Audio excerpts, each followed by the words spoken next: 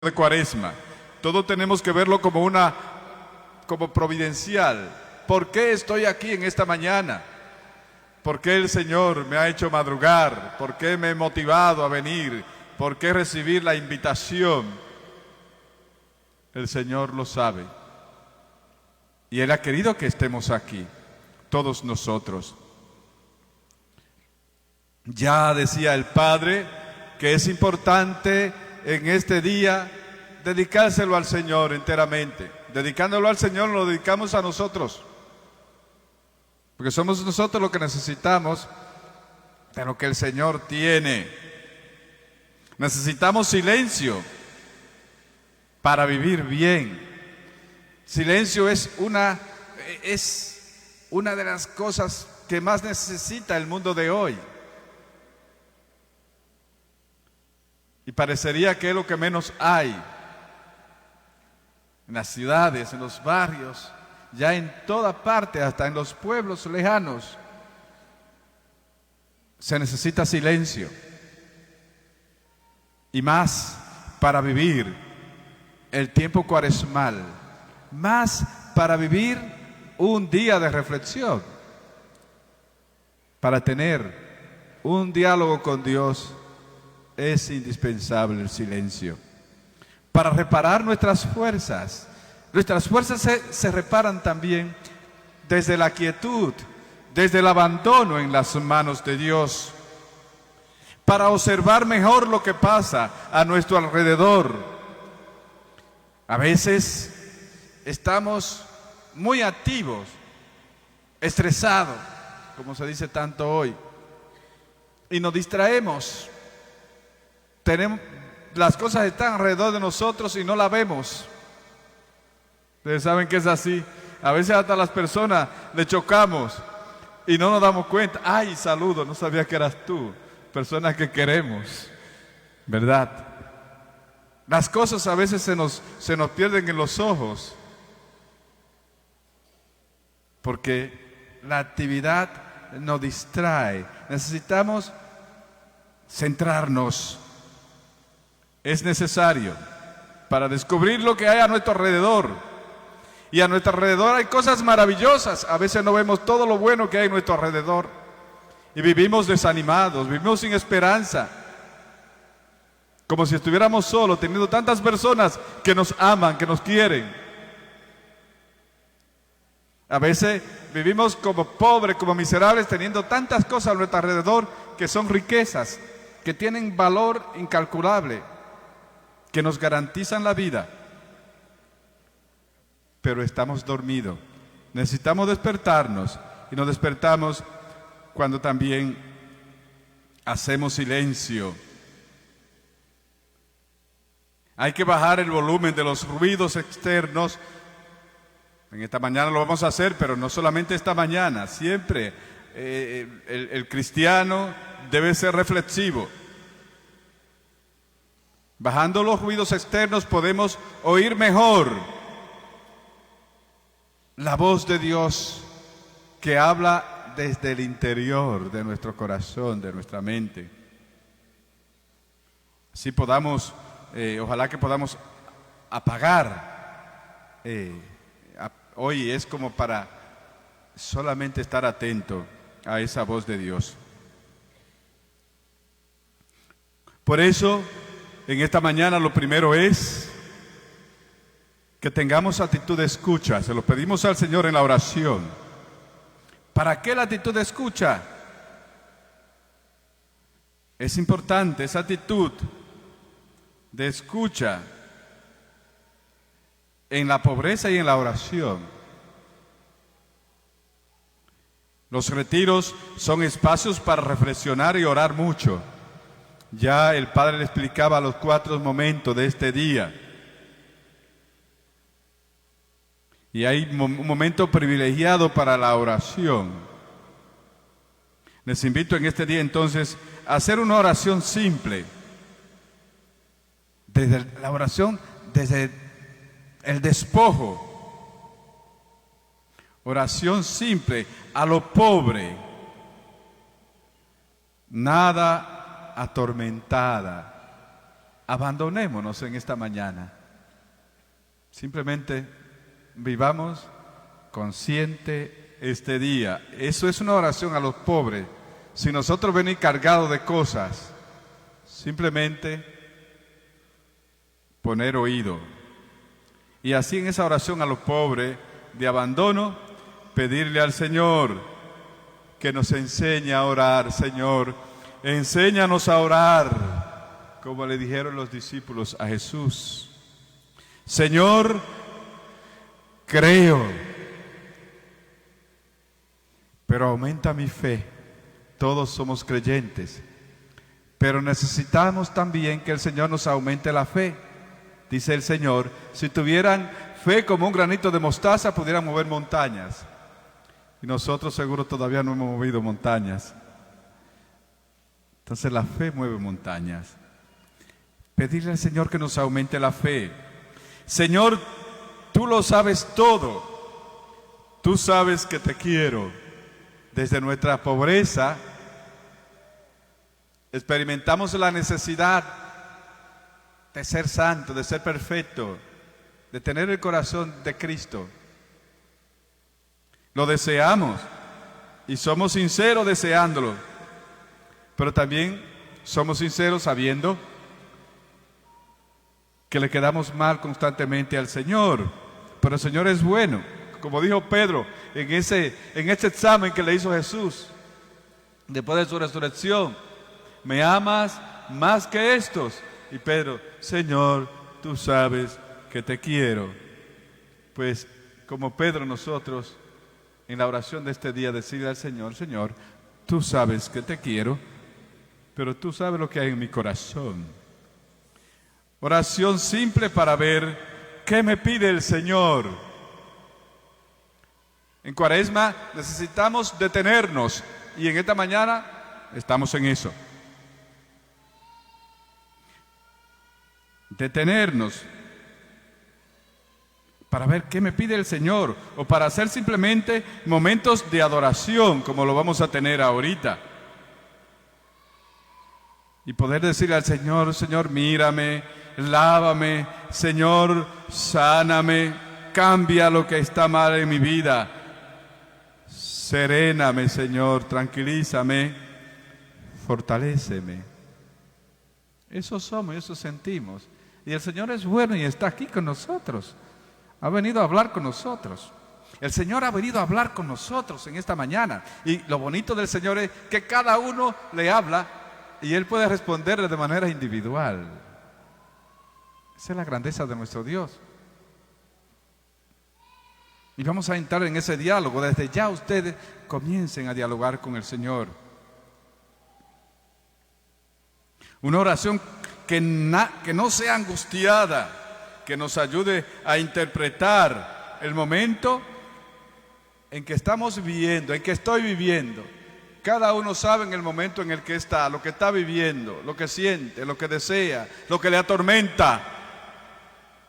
El Señor está aquí para escucharnos, para oírnos, para hablar con nosotros desde esa realidad.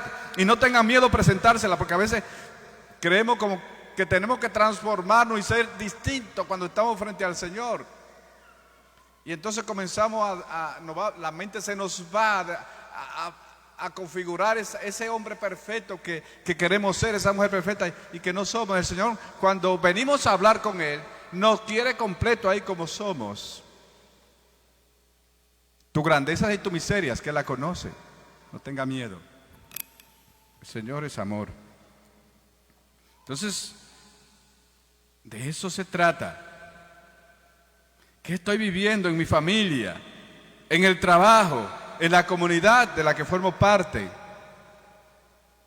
Hay comunidades apostólicas de las que nosotros somos miembros, Emaús, Cursillista, Legión de María, etcétera, etcétera. Pero también muchos de los que están acá son parte de una comunidad eclesial, de un sector, de una comunidad, una capilla, un poblado, una comunidad de fe. Entonces, ese es el contexto en el que el Señor hoy nos va a hablar y nos está hablando. Actitud de pobreza, pobreza interior. Por eso decía, es despojo. Realmente tenemos que ser pobres y estar siempre en una actitud de disponibilidad y de esperanza. Ese es el tema, la esperanza. Y así decirle al Señor: Señor, haz de mí lo que quieras.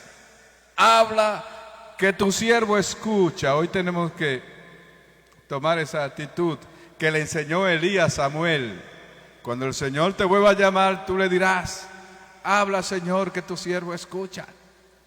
En esta mañana yo les invito a ustedes también a tener esa actitud y decírselo al Señor: Señor, la palabra es tuya, tú tienes la palabra y tu siervo, tu sierva está aquí para escucharte. Y decirle al Señor: yo soy el servidor, la servidora. Como María, con la actitud de María, la certeza de María, la seguridad de María. Y decirle: Señor, soy tu servidor, soy tu servidora, que se haga en mí según tu palabra. Actitud que nos transforma y nos cambiaría. Que se haga en nosotros el plan de Dios. Que no se haga lo que yo quiero, lo que yo deseo, como yo diseño y configuro las cosas, sino como tú lo quieres, como tú lo has diseñado para mí. Esa es la oración de abandono, la oración de pobreza, la oración a lo simple, la oración a los pobres, a lo pobre, que yo quiero proponer en este día de reflexión. Y actitud de esperanza, una esperanza inquebrantable, como la de María. He aquí la esclava del Señor, hágase en mí según tu palabra. Esa confianza también que acompañó a María. Pues esa introducción para prepararnos a la escucha del Señor. Quiero esta reflexión, que tiene como tema la esperanza, situarla en la imagen del camino, porque el lema es: somos peregrinos de esperanza, llamados a ser peregrinos de esperanza. El Papa nos invita a la sinodalidad, a hacer un camino juntos, no solo, caminando juntos en esperanza, como peregrinos, como peregrinos. Y para ello quiero tener como referencia a Abraham, padre en la fe, porque no se puede vivir la esperanza sin la fe. Y Dios entró en diálogo con Abraham y encontró un receptor maravilloso, llamó a Abraham y Abraham se puso en camino. Así comenzamos esa historia bonita de la salvación, ya con respuesta humana desde Abraham. Entonces les invito a situarnos en el camino de la fe, en esa imagen del camino, que es interesante. Es una rica imagen para comprender nuestra vida. Nosotros somos caminantes. Nuestra vida es un caminar. Nuestra vida es un caminar. La vida humana se desarrolla bajo la coordenada de tiempo y espacio. Nacimos en un lugar, en una fecha determinada, en el año 60, 70, 80, 90, etcétera, y en un lugar determinado. Y vamos haciendo un camino de fe. Es importante también, pues, detenernos y vivenciar el mapa de fe de nuestra vida, o el mapa de nuestra vida. Por eso la imagen del camino, y un camino que tiene origen y conduce a un destino. Lo importante de nosotros son los peregrinos. El peregrino no es un turista. El peregrino no es un errante. Un errante es aquel que no sabe para dónde va. La Biblia nos presenta dos figuras claves para decirnos lo que es un peregrino y para decirnos lo que es un errante. Caín, un errante. La ruptura, el pecado desde la ruptura de Adán y Eva con Dios, ya comenzó la cosa mal por ahí. El pecado pasa a la descendencia. Caín y Abel, llamados a ser hermanos, pero Caín no quiso aceptar a Abel como hermano, rompe. Y después de darle muerte a Abel, por envidia, por celo, porque quería ser el único, tiene ese diálogo con el Señor. Y en esa misericordia de Dios le perdonó la vida, pero una vida ya marcada por el pecado. Mató a su hermano caminando solo, rompió la unidad. Y el errante es el que anda solo, sin rumbo, que no sabe para dónde va, dando vuelta en el mundo. Ese es el errante. El peregrino no, el peregrino tiene un punto de partida y sabe a dónde va. Abraham nos sirve de ejemplo. Entonces, el camino tiene un destino que vamos atravesando en diferentes etapas y en diferentes momentos. Por eso en esta mañana tenemos que revisar dónde estamos en nuestro camino de fe, en nuestra relación con Dios. ¿Dónde estamos en nuestro ideal de padre, en nuestro ideal de madre, en nuestro ideal de hermanos, en nuestro ideal de hijo, en nuestro ideal de líder de una comunidad? ¿Dónde estamos? En el ideal también que queremos ser en nuestro trabajo, en nuestros espacios donde estamos. Para eso la Cuaresma, para examinarse, para detenerse. Un camino en el que hay épocas en las que otras personas nos guían, el camino de la vida. Hay etapas que otros nos guían. Pensemos nada más cuando estamos niños. Pero también hay etapas en la vida en las que tenemos que ser guiados. Y cuánto duele a veces. Cuando uno ya adulto tiene que ser guiado. Cuando uno se enferma, por ejemplo, que hay que llevarlo en una sillita de ruedas. Cuando uno hay que cuidarlo. A veces se nos hace pesado eso y es difícil. Entonces hay momentos en que tenemos que ser guiados y hay que pedir al Señor la docilidad para ser guiados. Nos cuesta. Nos gusta más ser pastores que ovejas, naturalmente. Esa es la realidad y sobre eso siempre tenemos que trabajar. Es una oportunidad entonces la que nosotros tenemos para mirar en qué etapa estamos. Es un camino también en el que sentimos cansancio o entusiasmo. Hay momentos en el que uno necesita descanso. Hay momentos en el que uno como que se le van las fuerzas, en la que uno se desanima, en la que uno pierde el entusiasmo. Y hay momentos en los que estamos bien fervorosos. Todo eso vivirlo, porque eso es parte de la vida, eso es parte de la vida humana. Decir que nuestra vida es un camino es entenderla como un proceso, como una historia en evolución creciente, como un desarrollo permanente. Me atrevería entonces yo a preguntarle, ¿cómo entendemos nuestra vida? Y desde ya también para que lo dialoguemos con el Señor, ¿en qué etapa estoy en mi vida? ¿Dónde estoy? Es una pregunta que siempre se nos va a hacer. ¿Dónde estás? ¿Cómo estás? ¿Qué tan lejos o cerca está de tu ideal? Los distintos ideales y metas que tenemos. ¿Dónde estamos? Hoy es un momento bonito para preguntarnos y respondernos frente al Señor, ¿dónde estamos? Decir también que nuestra vida es un camino, es entenderla como un proceso. Vamos haciendo un proceso.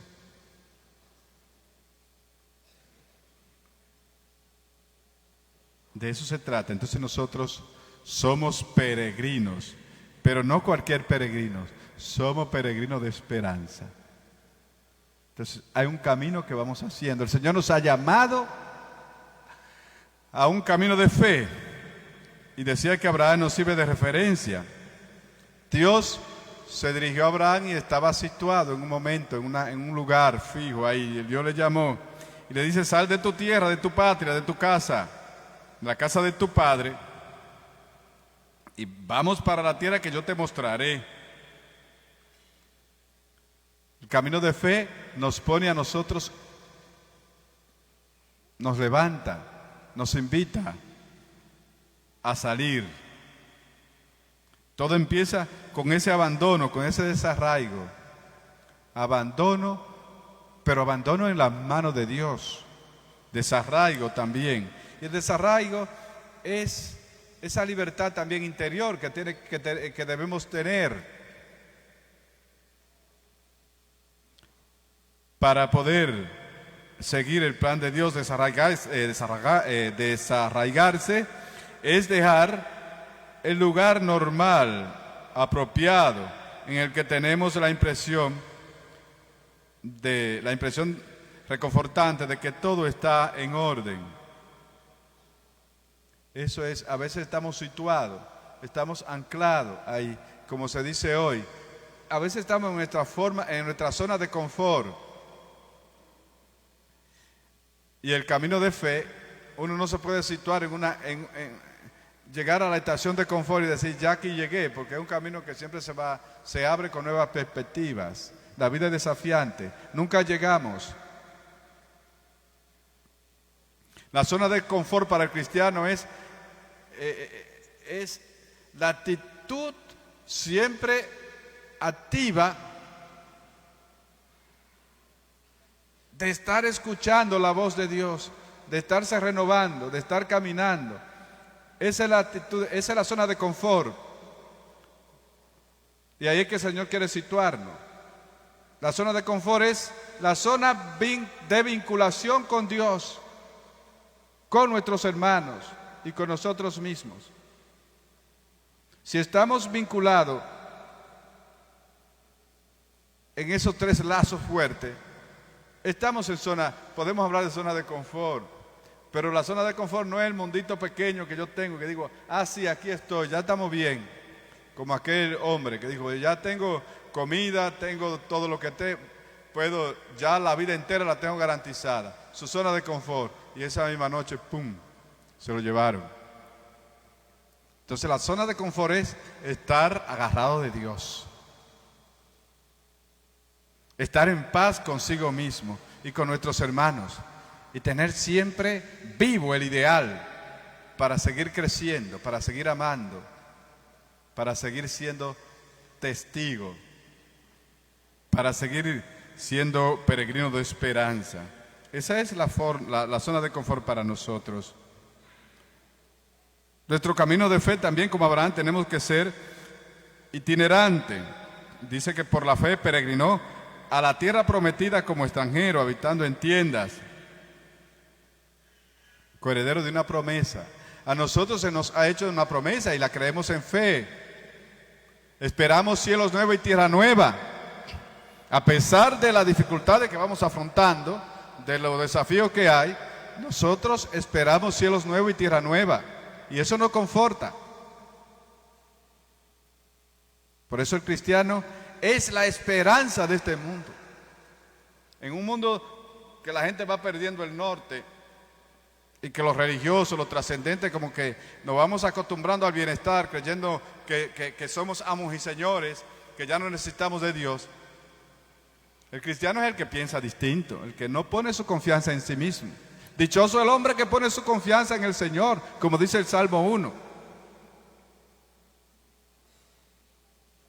Será como un árbol plantado al borde de la acequia, del arroyo, del río, que siempre estará verde, dará fruto.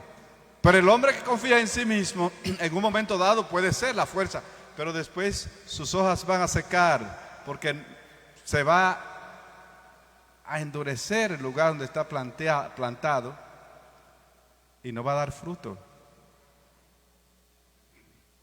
Entonces, nosotros estamos llamados a ser ese árbol plantado al borde de la acequia. No nos podemos anclar, estacionarnos, quedarnos ahí. Somos peregrinos. Lo mejor no ha llegado, lo mejor no se ha manifestado. El hombre que vive con la fe puesta en este mundo ya cree que todo está aquí.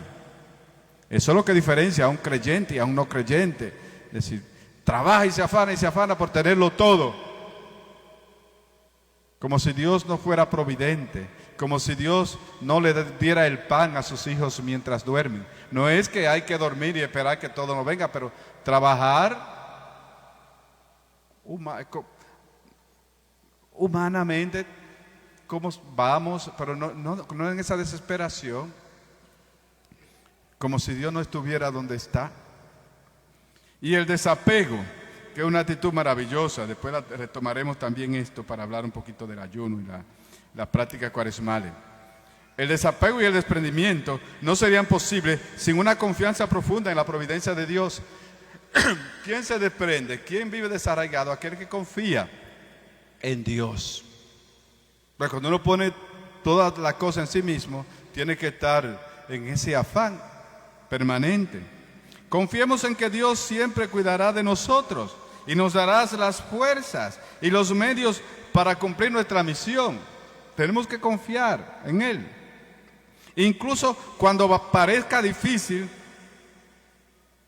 la situación en que estemos, confiar que el Señor nos mira, el Señor nos ve, el Señor no nos abandona. El Señor, como Abraham, nos ha hecho una promesa a nosotros, de estar a nuestro lado. Él es Padre. Abraham fue puesto a prueba por el paso del tiempo y la aparente imposibilidad de la promesa. Es decir, un anciano, su mujer también anciana, estéril, y confió y el Señor le regaló el hijo de la promesa. A veces nosotros tenemos fe, pero hay cosas que decimos, ¿para qué pedírsela al Señor? Porque Él no lo... Eso es muy grande. Sin embargo, encontramos personas que bajando a cero se levantan. Ay, yo tengo un cáncer, una cosa, pero ya, es una enfermedad terminal. ¿Qué voy a hacer? Son tantos los que se mueren con esa enfermedad. Se mueren hasta de que le pique un mosquito a una gente. De cualquier cosa uno se muere. Si nos llevamos de eso. Entonces, Abraham y Sara, estéril, anciano, creyeron y vieron cumplida la promesa. ¿Cuántos testimonios hay que ustedes han escuchado y yo de cosas que nos parecían imposibles desde el punto de vista humano? Porque es que Dios no es como nosotros. Si proyectamos a un Dios del tamaño de nuestras fuerzas, del tamaño de nuestra inteligencia, del tamaño de nuestro amor, si no va a poner a hacer muchas cosas. Pero Dios nos sobrepasa. Y esa es la grandeza de la fe. Que por la fe nosotros nos expandimos en el tiempo y el espacio. Porque al confiar y al creer y confiar y esperar en ese Dios que lo desborda todo, nosotros también nos dilatamos. Nos hacemos, las posibilidades aumentan. Y ese es el regalo de la fe, queridos hermanos. Lo que hay que pedir siempre con humildad, porque hay cosas que el Señor no la da como se la pedimos, pero nunca el Señor cierra los oídos a nuestras súplicas.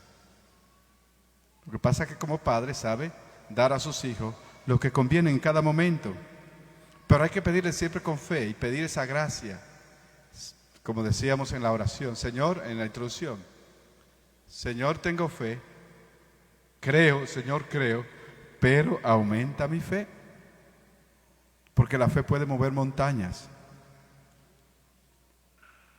Y eso lo vivió Abraham. Entonces podríamos preguntarnos, nosotros, ¿cómo puedo practicar también ese desapego, esa confianza en el Señor? ¿Qué significa para mí la palabra fe? examinar nuestra fe en esta mañana frente al Señor. Qué grande o qué pequeña es, no tengamos vergüenza, del tamaño que sea, dejémonos ver por el Señor, que nos ama igual. El Señor nos ama todo, y la condición para el Señor amarnos no es que yo, es porque yo sea más santo que otro. El Señor me ama más a mí porque yo soy más santo. ¿Quién sabe quién es el santo frente al Señor? El Señor es el que ve los corazones de cada uno de nosotros. Solo el Señor sabe cómo estamos nosotros. Eso no es por apariencia.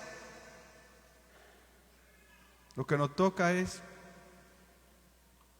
confiar. Por eso, examinar nuestra fe en esta mañana frente al Señor.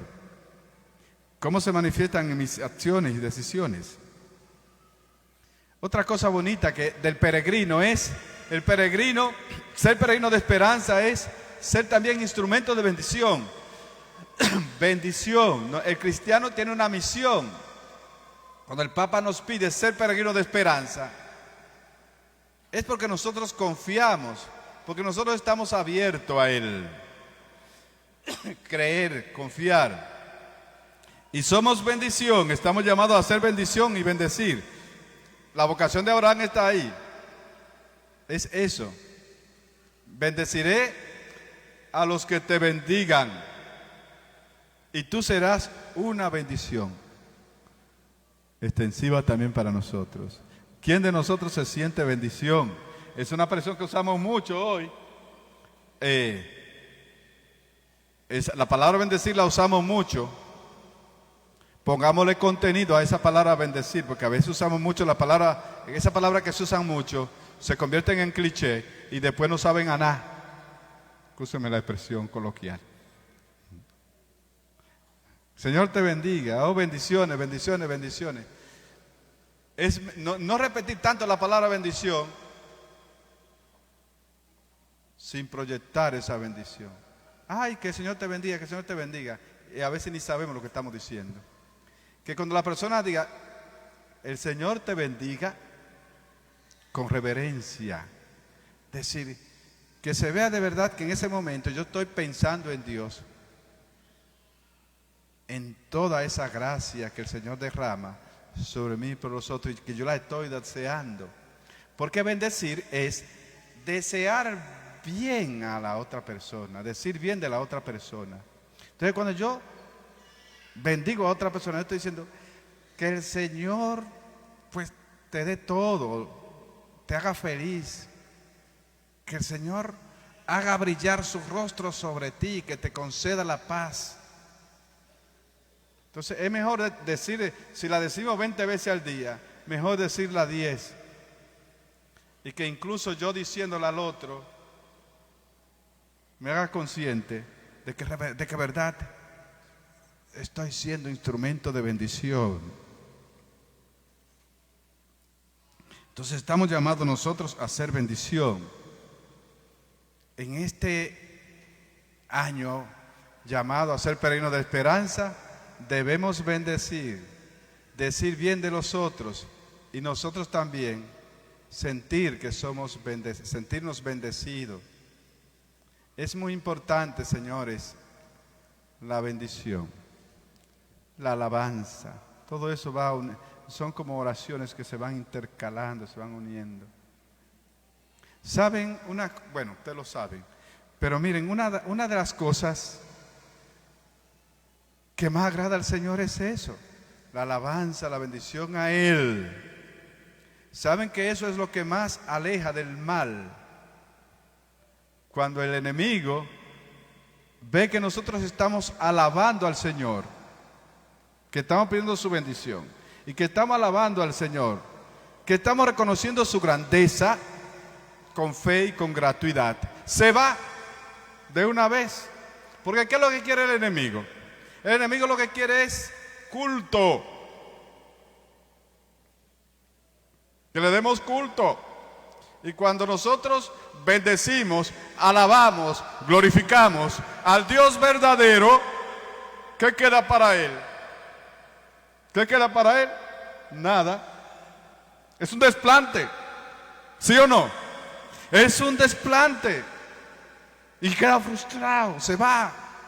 Entonces la oración de bendición, la oración de alabanza, el alabar al Señor, eso es antiidolátrico, porque si van a nuestra alabanza al Dios verdadero, ¿qué queda para el enemigo? Que es el que multiplica los ídolos, el que desvía nuestro corazón. Entonces ahí tenemos un arma maravillosa para vencer al enemigo. Entonces démosle más importancia a bendecir, ser bendecido, pedir bendición, pedir como que el Señor nos cubra. Es maravilloso. Otra actitud bonita que nos enseña Abraham es la intercesión. Somos peregrinos de esperanza porque no pensamos nada más en nosotros mismos, sino pensamos, vamos haciendo un camino juntos. Un camino juntos. No vamos solos. No vamos solos. Vamos haciendo un camino de fe.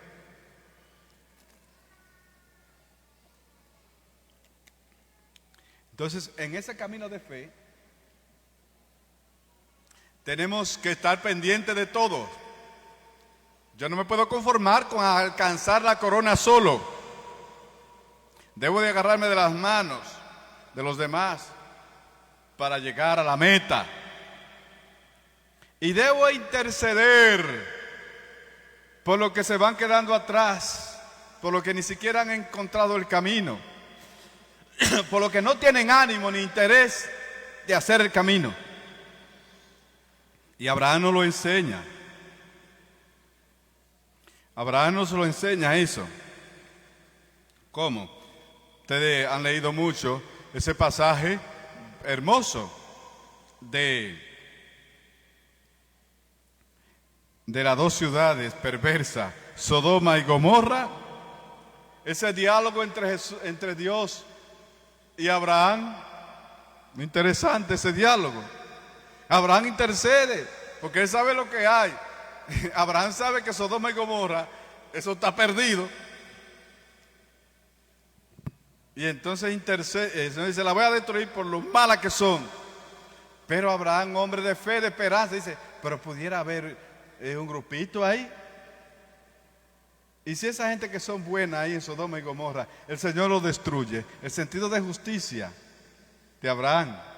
Y entonces comienza a interceder. Señor, pero si hay 50, ¿tú igual la destruirías? No, si hay 50, no. Pero Abraham, que conoce sus ciudades que están perversas, dice, bueno, pero tal vez no hay 50, pero si hay 40. Y ya ven, es bonito ese diálogo de misericordia. Eso es ser intercesor. Y llegó hasta 10. Y parece que no hubo 10 en Sodoma y Gomorra. Pero la razón por la que el Señor iba a salvar a Sodoma y Gomorra era si hubiesen habido 10. Y no lo hubo. 10 justos. Pero eso nos da una enseñanza también a nosotros, que por 10 justos el Señor no hubiese destruido a Sodoma y a Gomorra. Por 10 justos el Señor no destruye el mundo. Por eso es que los cristianos somos la esperanza, somos luz, somos sal. Puede ser que no seamos la mayoría, los justos, pero por aquellos que son luz, que son sal, a los que nosotros debemos pretender, todos los que estamos acá, el Señor no destruye el mundo. Por eso han oído seguro en los momentos de formación que la oración salva el mundo. No todos estamos de rodillas y con las manos levantadas. La mayoría de nosotros se pasa el día trabajando y haciendo muchas cosas, y la oración salva el mundo. Entonces, ¿cómo compaginar eso? Porque si bien hay muchos, la mayoría, que estamos en distintas actividades, pero siempre hay un grupito que está en el sagrario. ¿O no es así? Que va a hacer visita al Señor, que está rezando un rosario, que está visitando a un enfermo y orando por él. Entonces, aparentemente uno cree que no se está haciendo nada, pero si nosotros juntáramos todo lo que en el mundo están orando, conectados con el Señor, hay mucha gente. Entonces, esos son los justos. Nosotros también que lo hacemos, pero para ver entonces que a veces uno mira el mundo como con mucha desesperanza y a veces hace juicios así generales sin saber lo que está diciendo. Y hay muchas cosas bonitas, interesantes en el mundo, en nosotros. Entonces trata también de descubrir por qué tenemos esperanza, que no estamos perdidos. Entonces, interceder es salir de sí mismo para pedir cosas buenas por el otro. De eso se trata, interceder bien por los demás. Entonces, en el momento de la oración, pues preguntarnos si soy consciente de que Dios me bendice. ¿En qué momento yo he experimentado esa bendición de Dios? ¿De qué manera siento que soy bendición para los demás? Y una última cualidad de Abraham también en este momento que quiero compartir con ustedes en este camino de fe. Abraham nos va dando muchas enseñanzas. Es que Abraham nos da un ejemplo maravilloso de fraternidad. Y en la vida cristiana, en la vida de cada uno de nosotros, eso es un elemento fundamental. Porque al final de nuestras vidas seremos evaluados por el amor. El segundo pecado, pecado de desobediencia a Dios, ruptura con Dios. El segundo pecado es ruptura con el hermano. El asesinato de Caín, Abel. El no aceptar al hermano. El sentirme celoso frente al otro. Pensar que no hay espacio de realización y de plenitud para mi hermano. Eso rompe la fraternidad. Entonces en Cuaresma nosotros estamos llamados a vivir la fraternidad. Y aprendamos de Abraham, que es nuestro padre en la fe. Hablarán en un hombre cordial y fraternal. Y hay un ejemplo muy bonito, que es aquel episodio en el que Abraham y su sobrino Lot van caminando, cada uno con su ganado, que es abundantísimo, y llega un momento en que los criados de ellos se pelean, porque es mucho el ganado y poco el pasto. Entonces se pelean unos a otros, porque el pasto no da para todo el ganado. Y hay una reunión entonces entre Abraham y Lot. Las quejas llegan a ellos: vamos a hacer una reunión. ¿Qué está pasando? Ve, se están peleando nuestros criados porque el pasto no da. Abraham, el patriarca, y él pudo de una vez decirle: bueno, Lot, coge para otro lado, porque ve, a mí que me toca. Yo soy el patriarca, yo soy el jefe, yo soy el papá. Esto, tú eres un sobrino, todo esto. ¿Y qué hace Abraham?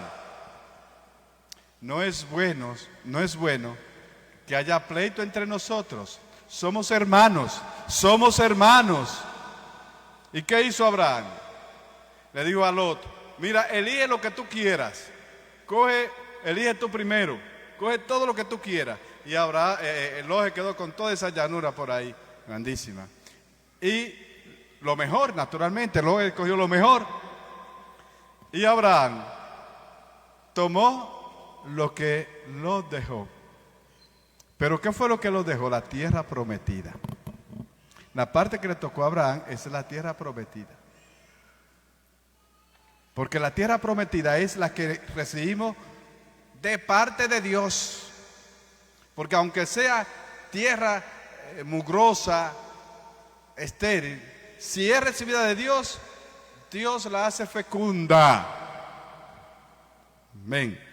Dios cambia todo. Entonces ahí se evitó ese pleito. Pero esto es muy importante para nosotros, porque la vida nos desafía. Y una de las cosas que tenemos siempre que revisar en Cuaresma es la fraternidad. Desde nuestra familia, nuestros hermanos, con nuestros hermanos carnales, en nuestra casa, con nuestros vecinos. Siempre habrán conflictos. Y esa es la vida cristiana.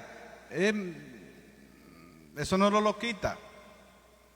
No vivimos solos y es riqueza la vida vinculada, pero también es desafiante. Entonces tenemos que aprender a ceder. Esta cuaresma es para aprender a ceder. Los peregrinos de esperanza son fraternos.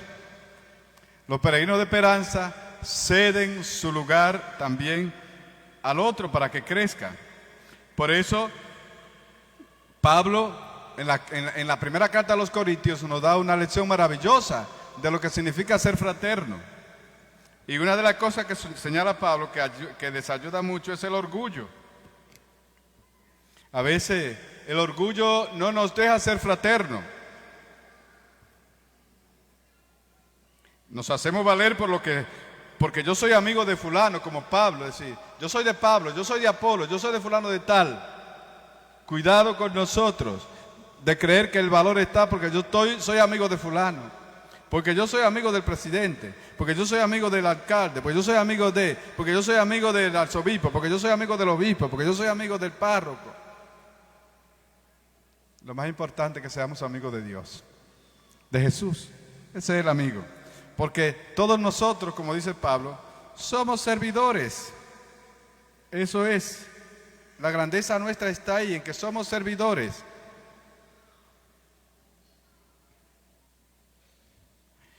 El peor de los orgullos es cuando lo que nos hace valorarnos sobre los demás no son nuestros dones humanos, talento, dinero, la clase, sino nuestros dones espirituales. A veces el orgullo viene por cualidades humanas, que mucha gente dice, bueno, pero yo soy el mejor profesor, yo soy el que mejor hablo, yo soy el más inteligente, etcétera, etcétera. Eso también está en esa línea del mundo, pero todavía peor en el ámbito cristiano, cuando lo que nos divide es orgullo por creer que tenemos en más abundancia que otro los dones espirituales. Oiga eso es peligroso y eso lo señala Pablo. Es decir, era lo que pasaba en Corintio. Presumían de ser personas espirituales místicas algunos. Presumían de carismas, de sus dones de oración, de su sabiduría, de su espiritualidad tan elevada. Y en esa actitud entonces se entra en competencia. A ver quién tiene más carismas, a ver quién tiene más éxtasis, quién se eleva más en la oración, quién recibe más revelaciones, quién recibe más profecías. Óigame, la comunidad y no para la división y la destrucción. Si un carisma está creando división, ahí hay que poner atención. Los carismas son regalos del Espíritu Santo. Y el Espíritu Santo en la iglesia es el que da unidad, es el que forma la comunidad, es el que nos hace ser iglesia. Y en nombre de Él no podemos dividirnos, porque Él entonces no es a Él. Estamos buscando otro, no Él. El Espíritu siempre va a unir y es un criterio de discernimiento interesante. El amor es la sustancia de la que están hechos todos los carismas auténticos. Por los defectos que vemos en los demás, pedir al Señor que transforme, que cambie a esa persona. Porque no queremos que la otra persona se condene, ¿verdad que no? Yo creo que ahí no llegamos. Lo que queremos es que sea bueno. Entonces quizás esa persona por sí solo no puede. Sabe que quiere crecer, sabe que ese defecto le hace daño, pero a veces está en esa impotencia. Pidamos la gracia de Dios para que esa persona avance. Y oremos, que el poder de la oración es grande y es un gesto bonito. Eso es fraterno. Eso es.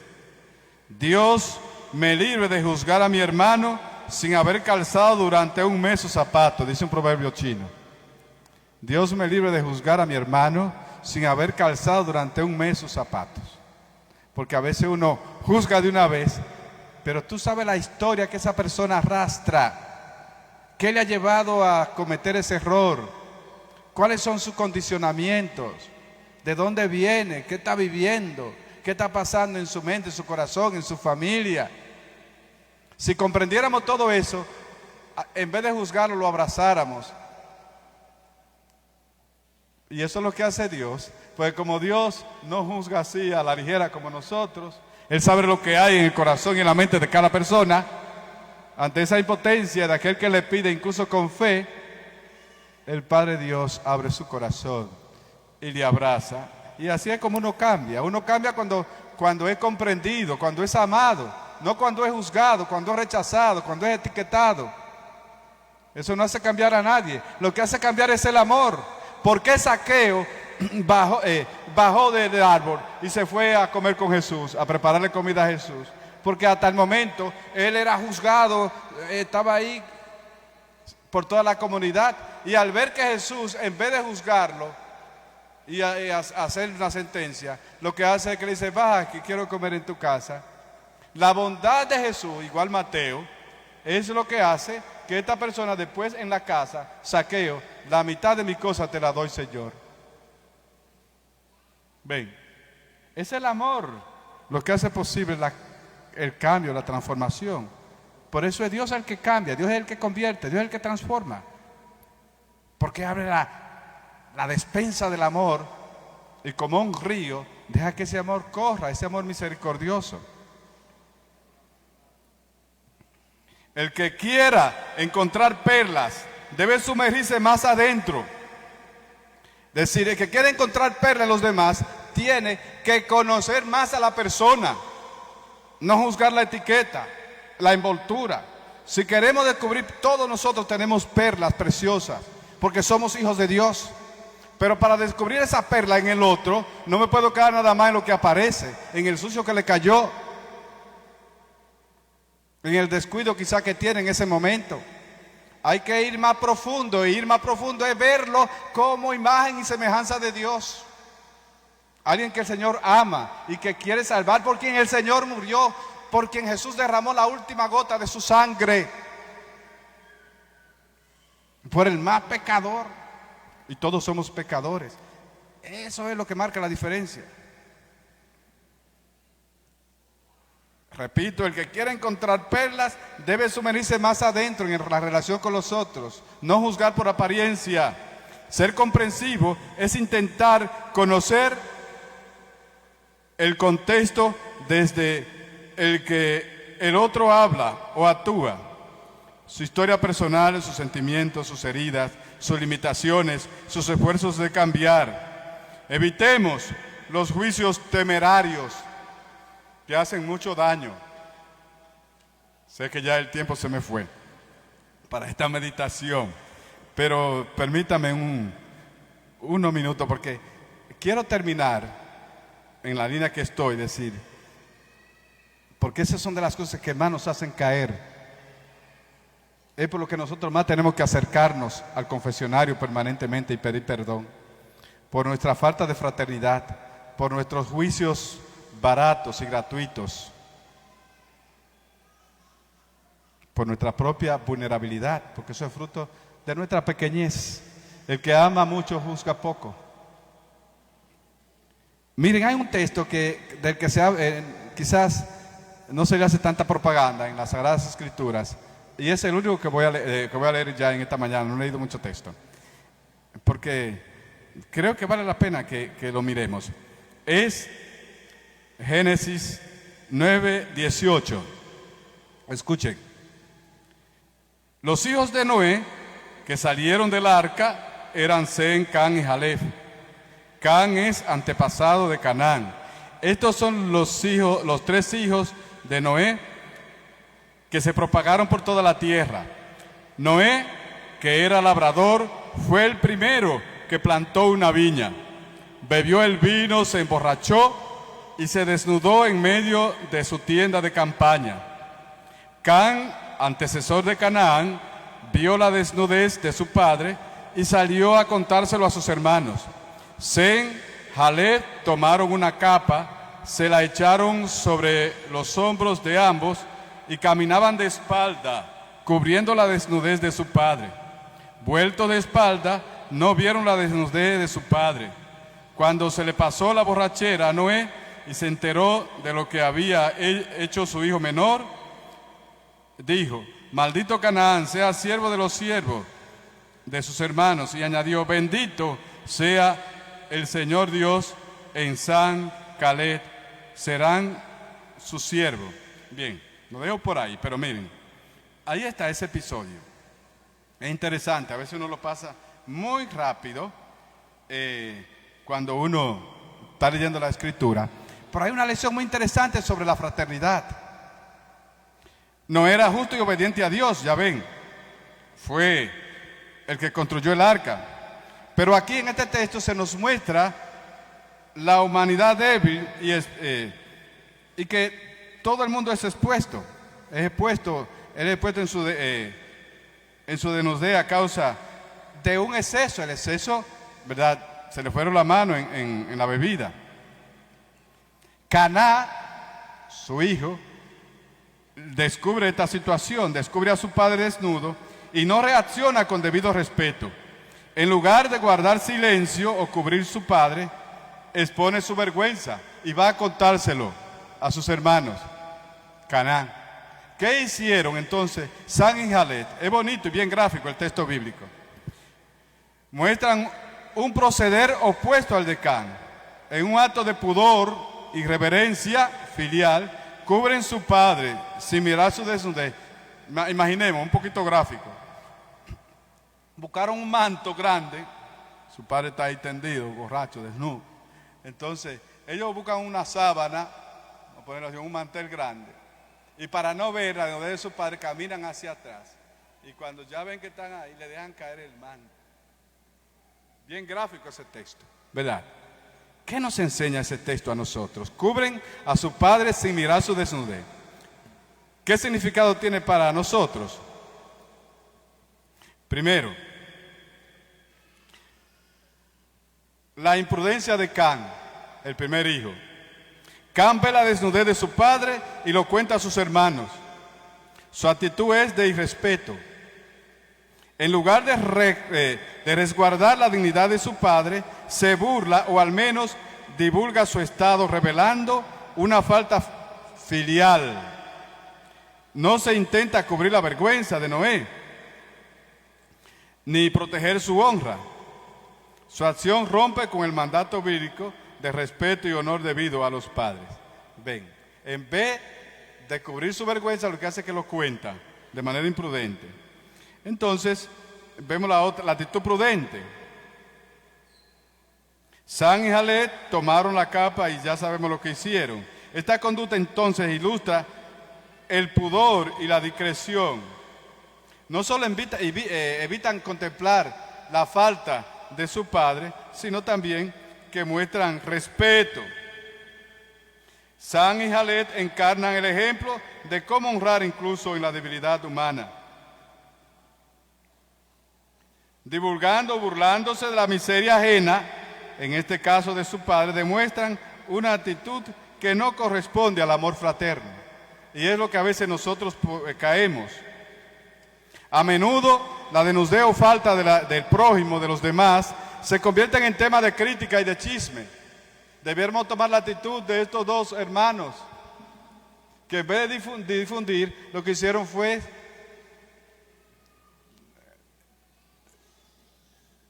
con prudencia decir, no comenzar a divulgar. La enseñanza cristiana invita entonces a cubrir con caridad la miseria. No ser cómplice, porque tampoco se trata de ser cómplice. Para eso el Señor nos ha enseñado la corrección fraterna. No se trata de ser cómplice, pero sí no voy a decir la palabra, pero no ser muy chismoso e imprudente. Ser prudente, de eso se trata. ¿Cuánto podemos entonces nosotros aprender de este ejemplo? A veces podemos ser muy listos para compartir defectos de otros. Entonces pedirle al Señor también que la fraternidad no se construye así.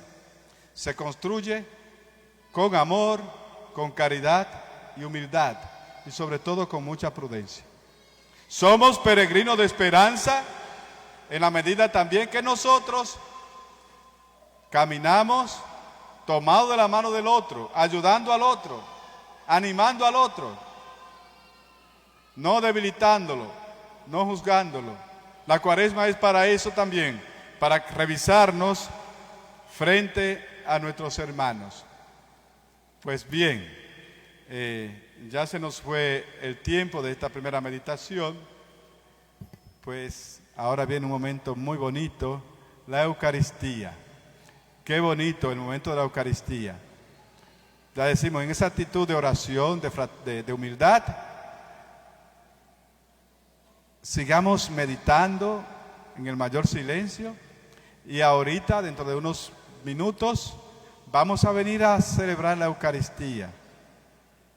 Sacramento también de fraternidad, sacramento que nos da esperanza, porque en medio de nuestras fragilidades, en medio de nuestras miserias, de nuestras carencias humanas y espiritual, Dios es providente, Dios nos ama